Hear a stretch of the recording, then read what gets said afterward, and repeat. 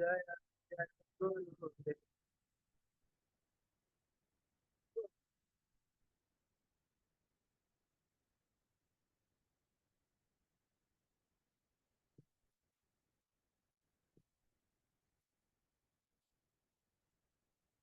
जय ओम विष्णुपाद परमहंस परिव्राजकाचार्य अष्टोत्तर श्रीमद अभय चरणारविंद भक्ति वेदांत स्वामी शिल प्रभुपाद की जय ओम विष्णुपाद परमहंस परिव्राजकाचार्य अष्टोत्तर श्रीमद भक्ति सिद्धांत सरस्वती ठाकुर गोस्वामी शिल प्रभुपाद की अनंत कोटि वैष्णव वृंद की नामाचार्य शिल हरिदास ठाकुर की प्रेम से कहो श्री कृष्ण चैतन्य प्रभु नित्यानंद श्री अद्वैत गदाधर श्रीवासादि गौर भक्त वृंद की श्री श्री राधा कृष्ण गोपिनाथ श्याम कुंड राधा कुंड गिरि गोवर्धन की श्री वृंदावन मथुरा धाम की जय, श्री पुरुषोत्तम कहते जगन्नाथपुरी धाम की जय, श्री नवदीप मायापुर धाम की जय, श्री द्वारकापुरी अयोध्यापुरी धाम की जय, श्री गंगा माई जमुना माई की जय, श्रीमती तुलसी महारानी भक्ति देवी की जय, समवेत गौर भक्त वृंद की जय, ग्रंथराज श्री चैतन्य चरितामृत की जय, निताई गौर प्रेमानंदे हरि हरि बोल। ऑल गौरी स्टूडियो सिमर ड्यूटी हरे कृष्ण, ऑल गौरी स्टूडियो सिमर ड्यूटी हरे कृष्ण, ऑल गौरी स्टूडियो सिमर ड्यूटी हरे कृष्ण, ऑल गौरी स्टूडियो गौरंग, ऑल गौरी स्टूडियो श्रील प्रभुपाद की।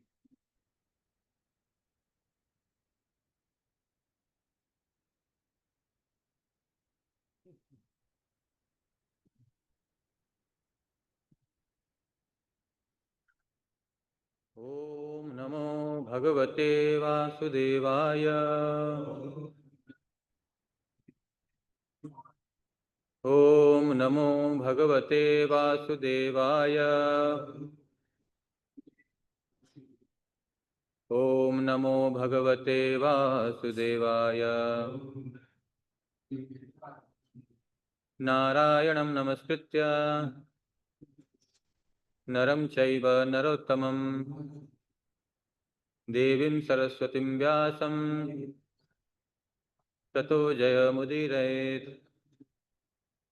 नष्टप्रायेषु अभद्रेषु नित्यं भागवत सेवया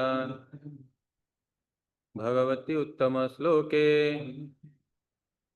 भक्ति भवती नैष्किकी। कृष्णाय वासुदेवाय देवकी नंदनाय च नंदगोपकुमाराय गोविंदाय नमो नमः।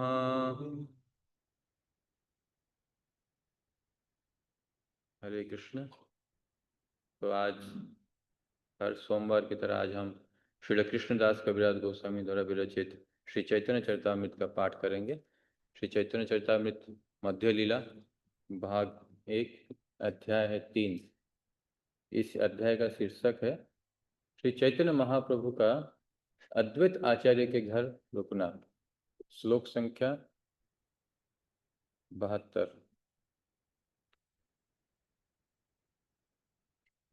आचार्य कहे छाड़ तुमी आपनार चुरी आमी सब जानी तोमार सन्यासेर भारी भूरी।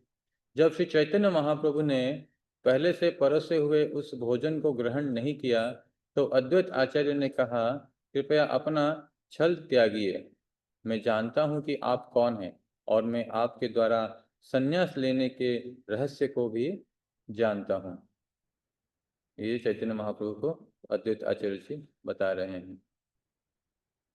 भोजन करह छाड़ बचन चातुरी प्रभु कहे ए तो अन्न खाइते ना पारी। अद्वैत आचार्य ने श्री चैतन्य महाप्रभु से प्रार्थना की कि वे वाक चातुरी त्याग कर भोजन करें। इस पर महाप्रभु ने उत्तर दिया, मैं सचमुच इतना भोजन नहीं खा सकता। आचार्य बोले, अकपटे करह आहार यदि खाइते ना पारो पाते रहिबे क आर। तब अद्वैत आचार्य ने महाप्रभु से अनुरोध किया कि वे बहाना छोड़कर प्रसाद ग्रहण करें। यदि वे पूरा नहीं खा सकते तो शेष भाग थाली पर पड़ा रहने दें। प्रभु बोले, एत अन्न नारी व खाइते सन्यासीर धर्म न है उच्छिष्ट रखीते।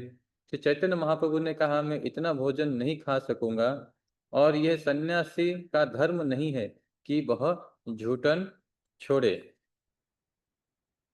श्रीमद् भागवतम के अनुसार बहिर्जलाशयं गत्वा ततोपसृत्य वाग्यतः विभज्य पावितं शेषं भुंजिता शेषं आहृतम। सन्यासी को गृहस्थ के घर से जो भी खाद्य पदार्थ मिले वह उसे लेकर किसी झील या नदी के किनारे जाए और विष्णु, ब्रह्मा तथा सूर्य को 3 भाग अर्पित करके पूरा प्रसाद ग्रहण करे। उसका तनिक भी भाग दूसरे के खाने के लिए ना छोड़े। ये श्रीमद् भागवतम में है। श्रील प्रभुपाद चार्य बता रहे हैं। उसी साल चैतन्य महाप्रभु कह रहे हैं कि सन्यासी को जो भोजन मिलता है उसका कुछ छोड़ना नहीं चाहिए, पूरा खाना चाहिए। आचार्य बोले नीलाचले खाओ 54 बार, एक बारे अन्न खाओ 7 बार। इस संदर्भ में श्री अद्वैत आचार्य ने चैतन्य महाप्रभु द्वारा जगन्नाथपुरी में भोजन करने का उदाहरण दिया। भगवान जगन्नाथ और श्री चैतन्य महाप्रभु अभिन्न है। अद्वैत आचार्य ने बतलाया कि जगन्नाथपुरी में श्री चैतन्य महाप्रभु प्रतिदिन 54 बार खाते हैं और हर बार वे भोग के सैकड़ों पात्र ग्रहण करते हैं। जैसे कि जगन्नाथ जी 56 भोग प्रिय हैं। ऐसा है कि जगन्नाथ जी को जैसे हम खाते हैं तो हाथ धोते हैं, जगन्नाथ जी को हम जब पुजारी लोगों को पता होगा भोग लगाने के बाद उनका हाथ हस्त मुख्य प्रक्षालन करते हैं, फिर वस्त्र भी देते हैं, है ना। एकदम आचमनियम एकदम अंग वस्त्र पक्ष। तो ये सब जो है ये इसमें देखिए जगन्नाथ जी का है कि ऐसा लीला है कि जगन्नाथ जी को हाथ भी धुलाना नहीं पड़ता है। एक बार भोग लग गया फिर ऐसा भगवान का लीला रहता है कि फिर से भोग, मतलब हाथ धोने को भी समय नहीं है भगवान को। भगवान को खिलाता ही रहे, वो क्या है, खाने वाले भगवान है। इसलिए जिसको प्रसाद खाने का है जगन्नाथपुरी जाते हैं। तो यहाँ आदित्य जी जगन्नाथपुरी का उदाहरण दे रहे हैं। 3 जनार भक्ष्य पिंड तोमार एक ग्रास, तार लेखाए এই अन्न नहे 5 ग्रास। श्री अद्वैत आचार्य ने कहा 3 जन जितना खाते हैं वह आपके 1 ग्रास के बराबर भी नहीं है। इस गणना के अनुसार ये खाद्य पदार्थ आपके 5 ग्रास भी नहीं होंगे। मोर भाग्य मोर घरे तोमार आगमन, छाड़ चातुरी प्रभु करह भोजन। अद्वैत आचार्य ने आगे कहा ये मेरा परम सौभाग्य है कि आप मेरे घर पधारे हैं। कृपया बातें मत बनाइए, बातें छोड़कर भोजन करना प्रारंभ कीजिए। जय श्री श्री राधा राजगुरु भगवान की जय, श्री सीताराम हनुमान की जय, श्री गोविंद जय, श्रील प्रभुपाद की जय। तो अद्वैत आचार्य जो है स्वयं महाविष्णु और सदाशिव के मिलित अवतार हैं और उनके घर पर आए हैं स्वयं भगवान चैतन्य महाप्रभु जो स्वयं जगन्नाथ से अभिन्न है।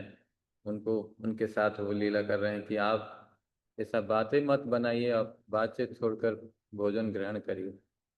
एत बोली जल दिल दुई गोसाईर हाथे, हंसी गिला दुहे भोजन करिते। ये कहकर अद्वैत आचार्य ने दोनों प्रभुओं को हाथ धोने के लिए जल दिया। तत्पश्चात दोनों प्रभु बैठ गए और हंसते हुए प्रसाद ग्रहण करने लगे। दोनों प्रभु कौन है? एक तो चैतन्य महाप्रभु, निताय नित्यानंद प्रभु, कृष्ण और बलराम। नित्यानंद कहे कैलू तीनों उपवास, आजी पारणा करीते छिल बड़ आस।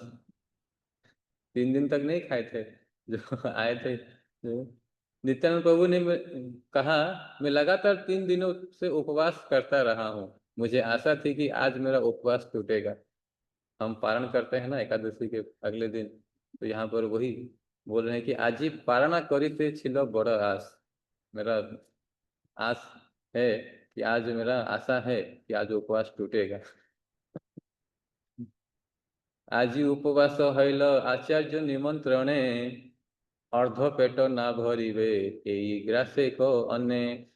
जहाँ से चैतन्य महाप्रभु सोच रहे थे कि भोजन की मात्रा अत्यधिक है, वहीं नित्यानंद प्रभु ने सोचा कि वह तो 1 ग्रास भी नहीं है। बलराम जी है ना। वे 3 दिन से उपवास कर रहे थे और उन्हें पूरी आशा थी कि आज वे अपना उपवास भंग करेंगे। उन्होंने कहा, यद्यपि अद्वैत आचार्य ने मुझे आज खाने के लिए बुलाया है, किंतु आज भी मेरा उपवास है।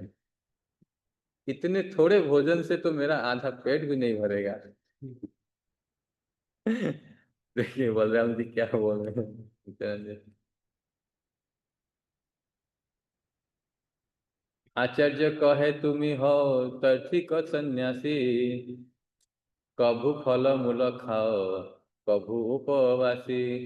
सुंदर उत्तर दे रहे हैं अद्वैत आचार्य। क्या बोल रहे हैं? अद्वैत आचार्य ने उत्तर दिया, आप तो तीर्थों की यात्रा करने वाले सन्यासी ठहरे। कभी आप फल खाते हैं तो कभी कंदमूल, और कभी केवल उपवास करते हैं।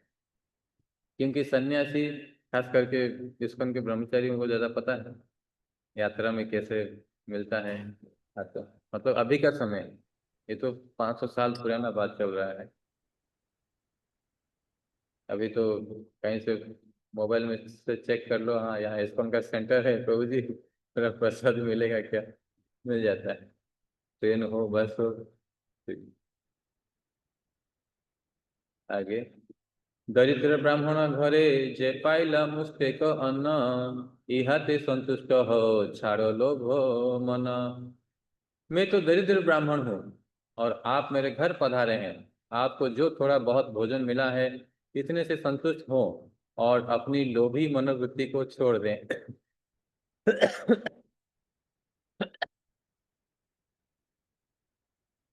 अद्वैत आचार्य जी कह रहे हैं, आपके मन में जो प्रसाद के प्रति जो लोभ मनोवृत्ति है उसको छोड़ दें। जो भी भोजन मिला है थोड़ा उसको स्वीकार करिए।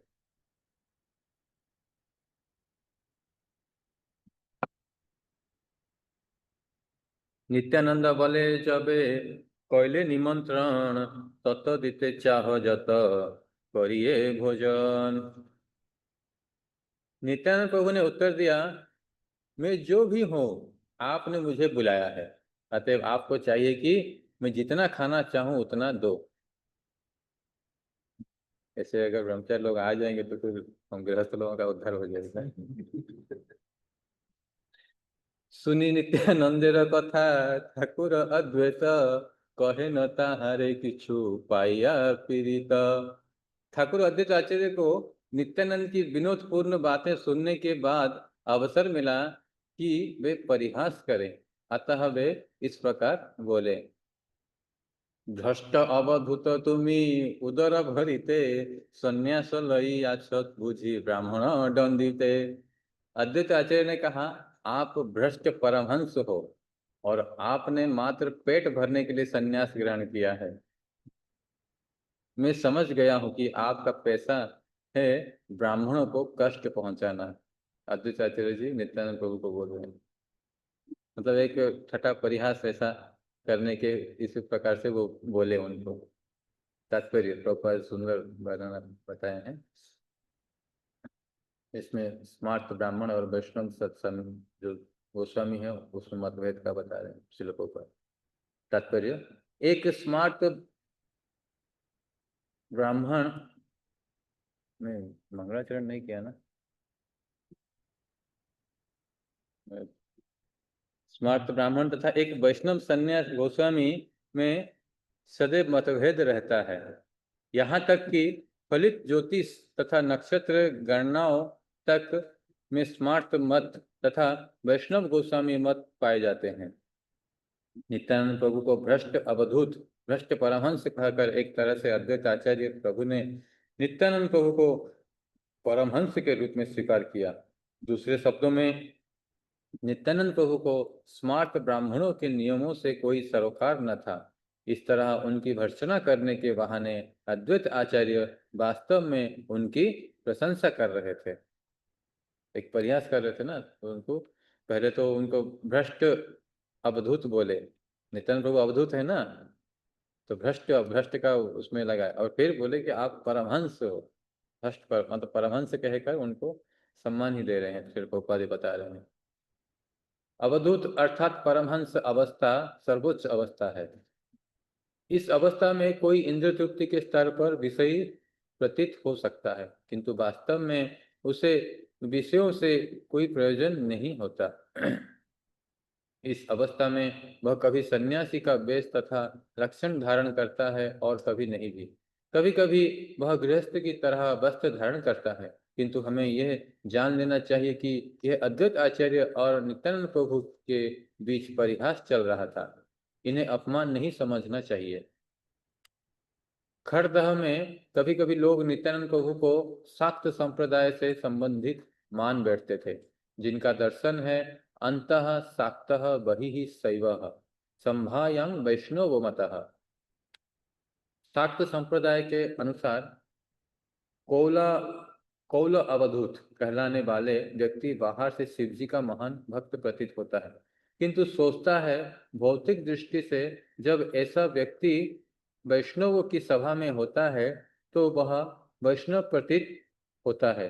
वास्तव में नित्यानंद प्रभु इस संप्रदाय से संबंधित नहीं थे। वे सदैव वैदिक सन्यासी के एक ब्रह्मचारी सेवक थे। वास्तव में वे परमहंस थे। कभी कभी उन्हें लक्ष्मीपति तीर्थ के शिष्य माने जाते हैं। ऐसा मान लेने पर वे मध्व संप्रदाय से संबंधित थे। वे बंगाल के तांत्रिक संप्रदाय से संबंधित नहीं थे। तुमी खेते पार 10-20 मानेर अन्न, आमी ताहा कहाँ पावो दरिद्र ब्राह्मण। नित्यानंद प्रभु पर लांछन लगाते हुए अद्वैत आचार्य ने कहा, आप तो 10-20 मन चावल खा सकते हो, मैं तो ठहरा निर्धन ब्राह्मण, भला मैं इतना चावल कैसे ला सकता हूँ। यहाँ पर देखिए जो बताए हैं, आप 10-20 मन चावल खा सकते हैं। मन मतलब माण बोलते हैं, है ना। पूरे में 6 माण 4 माण ऐसा माण रहता है चावल का। हाँ, वो माण को हिंदी में मन कहते हैं। ये मन वो मन में है क्योंकि जो चैतन्य चैतन्य जो बंगाली नहीं है तो उनको वही कंफ्यूज लगेगा। 6-20 मन चावल खा सके, मतलब मन से 6-20 क्या है वो। मन मतलब माण। लगभग यहाँ प्रोपा जी बता रहे हैं, एक मन लगभग 4 किलोग्राम के बराबर होता है। 4 किलोग्राम मतलब ये तात्पर्य में बस एक ही लाइन दी है प्रोपर। एक मन लगभग 4 किलोग्राम के बराबर होता है।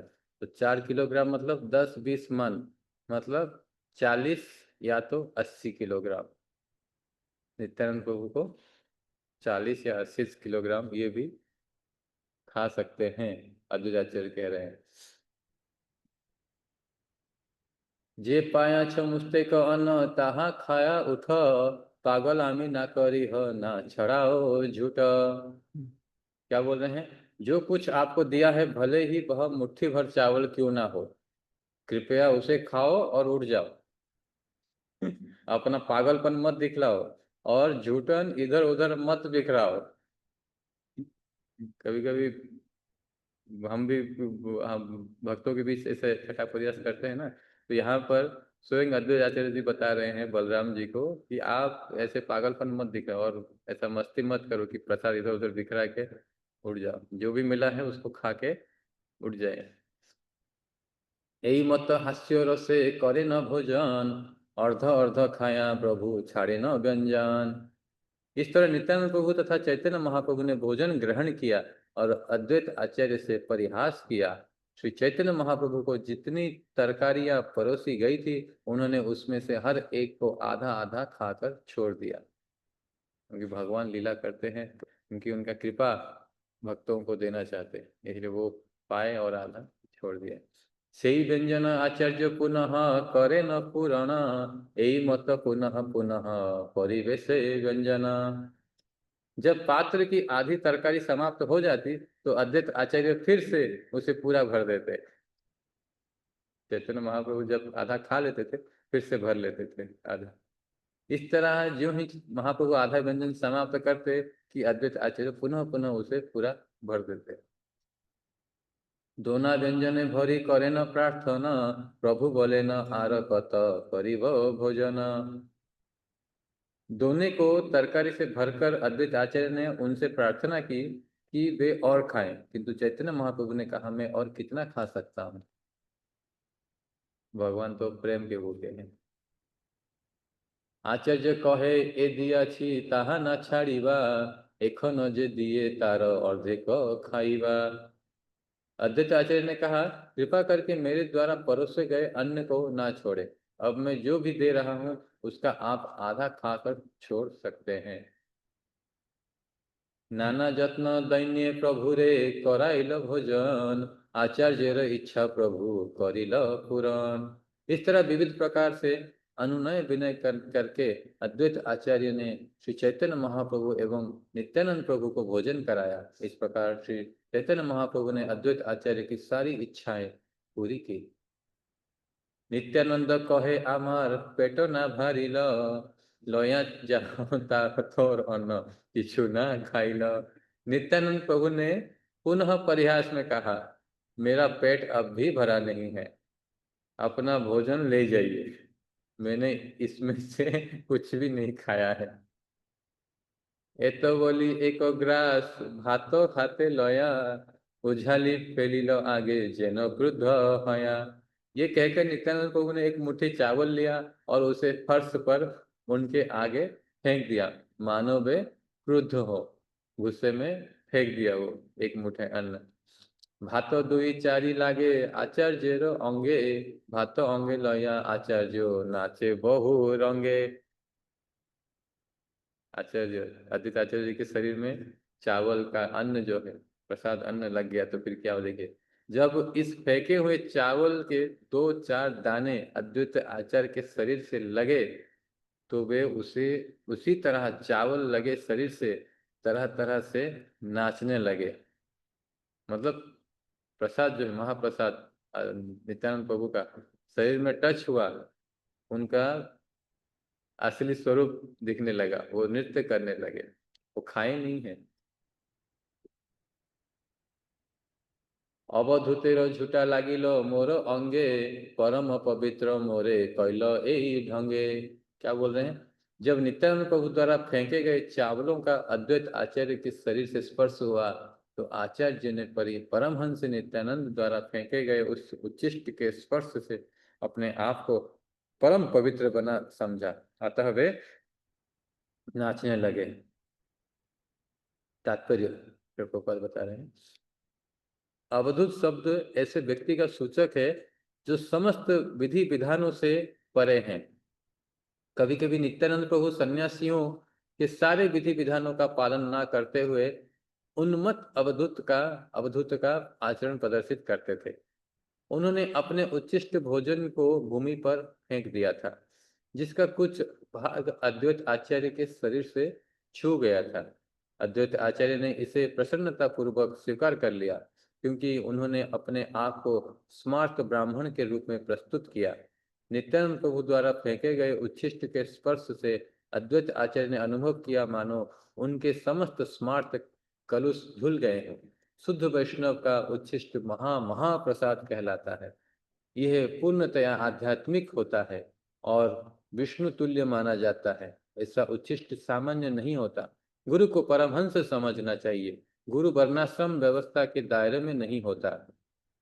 गुरु तथा उसके ही तुल्य परमहंसों या शुद्ध वैष्णवों का उच्छिष्ट पवित्र करने वाला होता है। जब कोई सामान्य व्यक्ति ऐसे प्रसाद का स्पर्श करता है तो उसका मन शुद्ध हो जाता है और वह शुद्ध ब्राह्मण के पद तक ऊपर उठ जाता है। अद्वैत आचार्य का व्यवहार तथा उनके कथन उन सामान्य लोगों के समझने के लिए है जो आध्यात्मिक शक्ति से अवगत नहीं होते और प्रामाणिक गुरु तथा शुद्ध वैष्णव के उच्छिष्ट की शक्ति को नहीं जानते। यहाँ पर देखिए श्री प्रभुपाद सुंदर वर्णना कर रहे हैं, शुद्ध वैष्णव का उच्छिष्ट महाप्रसाद कहलाता है। जैसे हम पुजारी सेवा करते हैं तो बतलाया जाता है कि भगवान को भोग लगाने के बाद उसको उनका जो गुरु परंपरा में आते हैं भगवान से लेके, तो जो महाभागवत हैं आचार्य परंपरा है उनको भोग लगाया जाता है।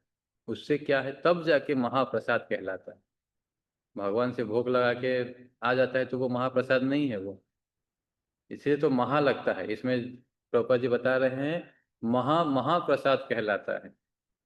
इसीलिए हम भी जब भोग लगाते हैं भगवान को, जब 10 मिनट 15 मिनट समय के हिसाब से रखते हैं, जब भोग निकालते हैं तुरंत हम उसको पार्षदों को, चाहे भगवान के पार्षदों, राधा रानी, सभी वैष्णवों को, ब्रजवासियों को जो हम अर्पण करते हैं, तत्पश्चात वो महाप्रसाद होता है। वो भी ज्यादा समय नहीं, मंत्रोच्चारण करके तुरंत कुछ ही सेकंड में उनको मन से ही अर्पण करना है, मन से ही हाथ धुलाना है आचार्यों को, तो उससे महाप्रसाद होता है। ये विधि है, भोग लगा के भगवान से निकालने के बाद तुरंत उसी को आचार्यों को भोग लगाना है। गुरु महाराज, प्रभुपाद, ये जो परंपरा में आता है, गुरु परंपरा, खरगोस्वामी, ये सभी को भोग लगाना है, तब जाके वो महाप्रसाद। क्योंकि ये परंपरा कहाँ से है? भगवान श्री जगन्नाथ जी से है। क्योंकि उनको भोग लगने के बाद आनंद बाजार में प्रसाद नहीं आता है, वो कहाँ जाता है? परम वैष्णवी माता पार्वती, जो अभी उन्हीं का समय चल रहा है, दुर्गा देवी का, विमला देवी, भगवान जगन्नाथ जी को भोग लगने के बाद, जगन्नाथ जी क्या है? अबड़ा ग्रहण करते हैं। अबड़ा मतलब जो भगवान को परसा नहीं जाता है। हम यहाँ क्या है, परसते हैं कटोरी में, है ना। अबड़ा का मीनिंग है बांटना नहीं, मतलब परोसा नहीं। जैसे ये चटाई बिछाए हैं, बिछाना नहीं है, डायरेक्ट ले लो करके, वैसा ही है। मतलब जो बना है उसके साथ, पूर्व जो बर्तन के साथ, चाहे वो इतना हो, इतना बड़ा, कितना बड़ा, उसी के साथ भगवान को भोग लगाना है। इसीलिए उसका नाम है अबढ़ा। अबढ़ा प्रसाद बोलते हैं, अबढ़ा महाप्रसाद ऐसा बोलते हैं। तो वो जब उनके परम सेविका श्रीमती विमला देवी को भोग लगता है, तब महाप्रसाद कहलाता है। तब जाके हम जैसे बद्ध जीवों पर विमला देवी जी का कृपा से हम पूरे ये पृथ्वी के जो वासियों को मिलता है प्रसाद, जगन्नाथ जी का प्रसाद। तो इसीलिए महाप्रसाद। तो हमको जितना भी महा मिले, तो उतना हमारे ऊपर कृपा है। हमको प्रयास करना चाहिए, कितना भी महा लगे उतना अच्छा है। हम फिर जैसे कि आरती भी लेते हैं, गुरु महाराज जी को पहले भगवान का आरती आता है, इसलिए प्रभुपाद जी को दिया जाता है, फिर गुरु महाराज जी, फिर जो भी वरिष्ठ रहते हैं उनसे, या जो भी भक्त लोग ले, तो उन जितने भी सारे लिए, आखिर में लिए, मतलब वो हमको और विशेष कृपा मिलता है। ऐसा है, भगवान का जो भी हो, एक फूल भी हो, उनका दीपक भी हो, अगरबत्ती का धुआं भी हो, निर्माल्य हो, कुछ भी हो, इसीलिए हमको उसी में रहना है।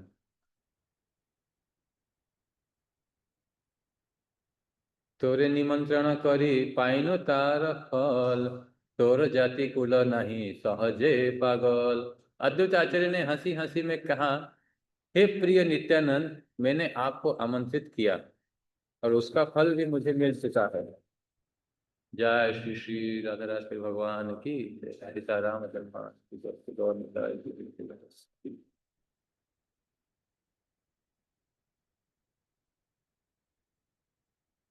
तो अद्वैत आचार्य ने क्या बोल रहे हैं? अद्वैत आचार्य ने हंसी हंसी में कहा, हे प्रिय नित्यानंद, मैंने आपको आमंत्रित किया और उसका फल भी मुझे मिल चुका है। कैसे? जो उनका स्पर्श हुआ, उनका प्रसाद से, चावल के दाने से, दो चार दाना से, उसी जो नृत्य करने लगे, उसी से वो बोले। और बाद में बोल रहे हैं, आपकी कोई जाति या कुल निश्चित नहीं है, आप स्वभाव से पागल हो। नित्यानंद को वो बोल रहे हैं। तात्पर्य में पप्पा जी बता रहे हैं, सहजे पागल शब्द ये सूचित करते हैं कि नित्यानंद प्रभु दिव्य परमहंस अवस्था में स्थित थे, क्योंकि वे सदैव राधा कृष्ण तथा उनकी सेवा का स्मरण किया करते थे। अतः ये दिव्य पागलपन था। श्री अद्वैत आचार्य इसी सत्य की ओर संकेत कर रहे थे। देखिए, ये शास्त्र का मत है कि भगवान और उनके परम सेवक, जो मुख्य सेवक, आदि सेवक बलराम जी, वो पागल है। अगर हम उनके थोड़ा सा सेवा में प्रयास कर रहे हैं लगने का, जैसे कि बोलते हैं इस्कॉन वाले सब पागल है, कुछ करते नहीं है, नाचते कूदते फिरते हैं, खाली कीर्तन करते रहते हैं, हाथ कूद का काम धंधा नहीं है, खाली गेरुआ वस्त्र पहन लेते हैं, नाचते रहते हैं, और सफेद कपड़ा रखते हैं। मात्र लेडीज लोगों को देखिए, रास्ते भर में कूदते रहते हैं, नाचते रहते हैं। तो सही में जो हमारा मेन सेव्य भगवान और उनके परम मुख्य से वो पागल है, तो हम थोड़े कम हैं। हम तो असल में पागल ही हैं, जो भूल गए हैं भगवान को, प्रयास कर रहे हैं उनको। আপনার সমমরে করিবার তরে झूठा दिले विप्र बोली भय ना करिले। आपने मुझे भी अपने समान पागल बनाने के लिए ही मेरे ऊपर उच्छिष्ट फेंका है। आपको इसका भी डर नहीं हुआ कि मैं एक ब्राह्मण हूं। अपना सम शब्द इस बात के सूचक है कि अद्वैत आचार्य अपने आप को स्मार्त ब्राह्मण मानते थे और नित्यानंद प्रभु को शुद्ध वैष्णव के दिव्य पद पर अवस्थित मानते थे। थोड़ा बैठ जाइए, बातें मत करिए, बैठ जाइए। नित्यानंद प्रभु ने उन्हें अपना उच्छिष्ट इसलिए दिया जिससे वे उन्हीं के समान अवस्था को प्राप्त हों और शुद्ध वैष्णव या परमहंस बन सके। अद्वैत आचार्य का कथन इसका सूचक है कि परमहंस वैष्णव दिव्य पद पर आसीन होता है। शुद्ध वैष्णव पर स्मार्त ब्राह्मणों के विधि विधान लागू नहीं होते। इसलिए अद्वैत आचार्य ने कहा, आपनार सम मोरे परिवार तरे, मुझे आपके अपने स्तर पर उन्नत करने के लिए शुद्ध वैष्णव या परमहंस उच्छिष्ट महाप्रसाद को आध्यात्मिक मानता है। वह उसे भौतिक या इंद्रिय तृप्ति करने वाला नहीं मानता। वह महाप्रसाद को सामान्य दाल भात नहीं अपितु आध्यात्मिक वस्तु मानता है। शुद्ध वैष्णव के उच्छिष्ट की भात और ही है, शुद्ध वैष्णव के उच्छिष्ट की बात और ही है। यहाँ तक कि यदि उसे चंडाल भी झूठा कर दे तो भी इसके दूषित होने का प्रश्न नहीं उठता। वास्तव में ही इसकी आध्यात्मिक महत्ता बनी रहती है। अतः ऐसे महाप्रसाद को खाने या छूने से ब्राह्मण पतित नहीं होता। उच्छिष्ट को छू लेने से दूषित होने का प्रश्न ही नहीं उठता। निस्संदेह ऐसा महाप्रसाद खाने से मनुष्य सारे भौतिक कर्म से मुक्त हो जाता है, ऐसा शास्त्रों का मत है। यहाँ पर श्री चैतन्य महाप्रभु का एक लीला स्मरण आ रहा है जो यहाँ पर बताए हैं। नित्यानंद प्रभु जो महाप्रसाद फेंके हैं उनके ऊपर, इससे क्या है, आदित्याचार्य बोल रहे हैं कि उनके प्रति जो कृपा मिला है, क्योंकि वो एक स्मार्ट ब्राह्मण खुद को समझ रहे थे, क्योंकि वो लीला में थे ना। और नित्यानंद प्रभु को शुद्ध वैष्णव, क्योंकि स्वयं भगवान है वो, लक्ष्मण बलराम जी हैं। पर इसमें जो महाप्रसाद का बात चल रहा है, ये भगवान के जो संस्कृत में जो भी आ जाए वो महाप्रसाद है। अगर यहाँ पर जो बता रहे हैं कि महाप्रसाद को अगर चंडाल भी अगर छू लिया है तो उसको ग्रहण करने से मतलब वो ऐसा पतित या कोई निम्न श्रेणी का नहीं होगा, वो प्रसाद प्रसाद ही बना रहता है। जैसे कि हम देखेंगे, सुनते भी हैं, पढ़ते भी हैं, यानी जो रघुनाथ दास गोस्वामी, जिन्होंने भगवान जगन्नाथ, वो एक इतने बड़े जमींदार के बेटे हैं, फिर भी वो क्या किए, वो जो प्रसाद लेते थे जगन्नाथपुरी में जिस समय रुके चैतन्य महाप्रभु के साथ, तो वहां से प्रसाद लेते थे, वो क्या बोले थे कि मैं इसके योग्य भी नहीं हूँ, है ना। तो वो क्या करते थे कि सब जो आनंद बाजार में प्रसाद खाने के बाद जो कोई पत्तल में बच जाता था, ऐसे पब्लिक आते थे खाने के लिए, तो थोड़ा बहुत बच जाता, और जो बर्तन में, मिट्टी का बर्तन में जो लगा रहता था उसको पूछ पाछ के तोड़, वो तो पोंछ के क्या है, वो तो तोड़ देते थे मिट्टी का बर्तन, तो तोड़ के फेंकते थे। तो वो फेंक के पड़े रहता था और पड़ के सड़ जाता था, इतना बदबू आता था जो कि गौ माता, गाय भी मुंह नहीं लगाते थे उसको। रघुनाथ दास गोस्वामी क्या करते थे, वो अन्न को, जगन्नाथ जी का महाप्रसाद अन्न को लाके धोकर, माने उसमें मिट्टी वगैरह कुछ लगा हो, कुछ हो जो ज्यादा मक्खी वगैरह बैठता है, जो एकदम जैसे हम कुछ रखते हैं तो उसमें फंगस लग जाता है ना, तो उसमें कुछ खराब है, उसको धो के उसको खाते थे। और चैतन्य महाप्रभु क्या बोले, रघुनाथ दास गोस्वामी तो वो तो अमृत पा रहा है अकेला अकेला कि मुझे नहीं दे रहा है। स्वयं भगवान होके बोल रहे हैं, तो उनको मांगे कि अकेला पा रहे हो, मुझे नहीं दे रहे हो, ये बहुत अपराध कर रहे हो। स्वयं भगवान बोल रहे, तो बोल रहे कि मैं भी पाऊंगा।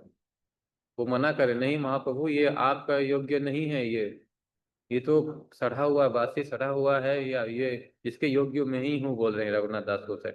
पर चैतन्य महाप्रभु उन्हीं से वही प्रसाद लेके पूरा, वो स्वयं भगवान है फिर भी एक उन्नत स्वभाव, मतलब अपने अंदर जो भक्त के प्रति जो प्रेम का आस्वादन कर रहे हैं, उससे हमको सीखना है कि प्रसाद का मान, प्रसाद का स्टेज स्तर कहाँ पर है। हमको श्रील प्रभुपाद जी की कृपा से प्रसाद में सुंदर मिल जाता है। यहाँ प्रभुपाद जी बता रहे हैं। नित्यानंद बोले এই কৃষ্ণের प्रसाद ইহাকে झूठा कहले तुम्हें कहले अपराध। नित्यानंद प्रभु ने उत्तर दिया, ये भगवान कृष्ण का उच्छिष्ट है, यदि आप इसे सामान्य झूठन समझते हैं तो आपने अपराध किया है। बृहद विष्णु पुराण में बतलाया गया है कि जो महाप्रसाद को सामान्य दाल भात मानता है, दाल भात जैसे जगन्नाथपुरी में जाएंगे जो पंडा लोग देते हैं ना, बोलते हैं कि आपको कितना चाहिए, एक थाली चाहिए तो 100 रुपये लेते हैं, 100 150, अभी कुछ निर्धारित होने वाला है, ज्यादा रेट ना करके। तो उसमें अगर आप बोल देंगे कि मेरे को थोड़ा खाली भात करा दो, भात थोड़ा ज्यादा दो, तो वहीं पर डांट खाओगे। कहाँ से आया है, भात बोलता है, ये अन्न है, वहां पर अन्न बोल ऐसा बोलेंगे, पंडा लोग बोलते हैं। तो पुजारी का छोड़ दीजिए, पंडा लोग बोलते हैं ये अन्न है, इसलिए हमको अन्न, थोड़ा अन्न दीजिए। अन्न महाप्रसाद बोल सकते हैं।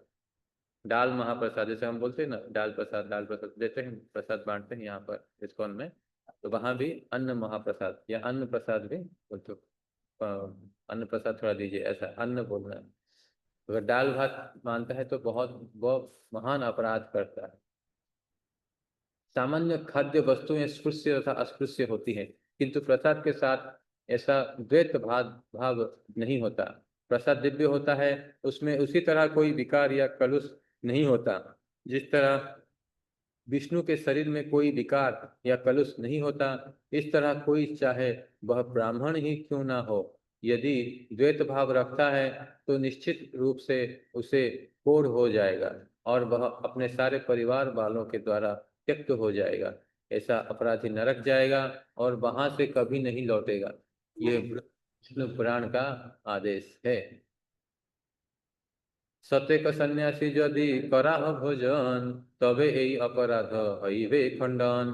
फिर नित्यानंद प्रभु ने आगे कहा, यदि आप देखिए, एक तो बोल दिए आप अपराध कर दिए नित्यानंद प्रभु, कि आप प्रसाद को ऐसा बोल झूठा बोल के अपराध कर दिए। फिर क्या बोल रहे हैं कि यदि आप 100 सन्यासियों को अपने घर बुलाकर उन्हें भरपेट भोजन कराएंगे तो आपका अपराध खंडित हो सकेगा।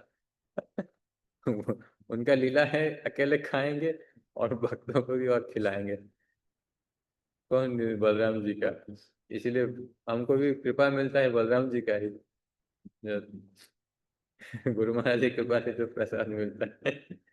आचार्य कहे ना करी बस सन्यासी निमंत्रण, सन्यासी नासिलो मोर सब स्मृति धर्म। अद्वैत आचार्य ने उत्तर दिया, अब मैं कभी किसी सन्यासी को नहीं बुलाऊंगा क्योंकि एक सन्यासी ने ही मेरे सारे ब्राह्मण स्मृति नियमों को कलुषित कर दिया है। मतलब देखिए कैसे चल रहा है दोनों का। एत बोली दुई जने कराइल आचमन, उत्तम सयाते लोहिया कराइल शयन।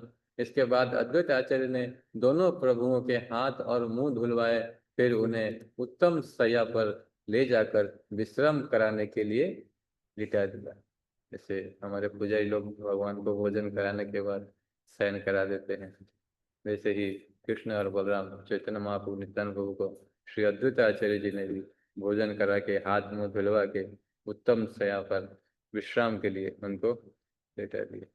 जय श्री श्री चैतन्य महाप्रभु की जय, श्री श्री नित्यानंद प्रभु की जय, श्रील कृष्णदास कविराज गोस्वामी की जय, जगत गुरु श्रील प्रभुपाद की जय, समवेत गौर भक्त जय, गौर प्रेमानंदे।